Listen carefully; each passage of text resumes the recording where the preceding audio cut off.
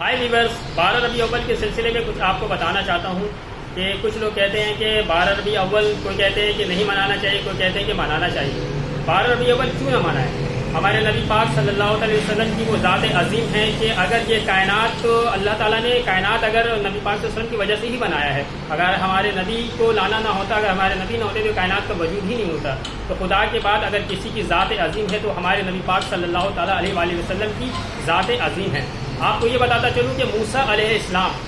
السلام نے جب اللہ تعالیٰ کو دیکھنے کی خواہش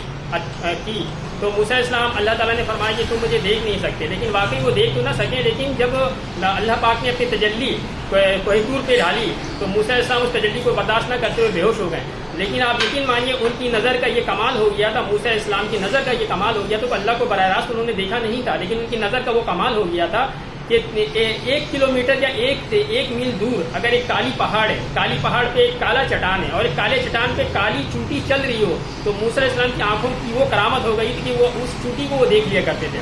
تو آپ یہ دیکھیں کہ ہمارے نبی پاک صلی اللہ تعالیٰ علیہ وسلم کو اللہ تعالیٰ نے معراج پہ بلایا، تو معراج کو بلایا۔ کچھ لوگ کہتے ہیں کہ نبی پاک صلی اللہ علیہ وسلم نے اللہ کا دیدار نہیں کیا، کچھ لوگ کہتے ہیں کہ دیدار کیا، لیکن در حقیقت اللہ پاک کا دیدار ہمارے نبی پاک صلی اللہ علیہ وسلم نے کیا، کیونکہ ایک عالم تھے، بہت اونچے پائے کے عالم تھے، وہ اس بات سے پریشان تھے کہ اللہ آیا نبی پاک صلی اللہ علیہ وسلم نے اللہ تعالیٰ کا دیدار کیا یا نہیں کیا۔ وہ ڈھونڈتے کئی عالموں کے پاس گئے لیکن ان کو جواب تسلی بخش نہ ملا، لیکن وہ کسی ایک ایسے عالم کے پاس پہنچے۔ یہ ایک مشہور واقعہ، وہ ایسے ایک عالم کے پاس پہنچے جو بیمار تھے اور 2-3 دن یا 4 دن میں شاید ایسا لگ رہا تھا کہ ان کا انتقال ہو جائے گا، لیکن وہ اس کے بعد پہنچتے ہیں اور کہتے ہیں کہ حضور میں کچھ معلوم کرنے کے لیے آیا ہوں آپ کے پاس۔ تو جب اس عالم کو پتہ چلتا ہے کہ ایک عالم میرے پاس آئے ہیں تو وہ اس کی خدمت میں کوئی کسر نہیں چھوڑتے، اس کی ایسی مہمان نوازی کرتے ہیں کہ وہ خوش ہو جاتا ہے۔ پھر کہتے ہیں کہ کہیے آپ کا سوال کیا ہے؟ تو وہ کہتے ہیں کہ میرا سوال یہ ہے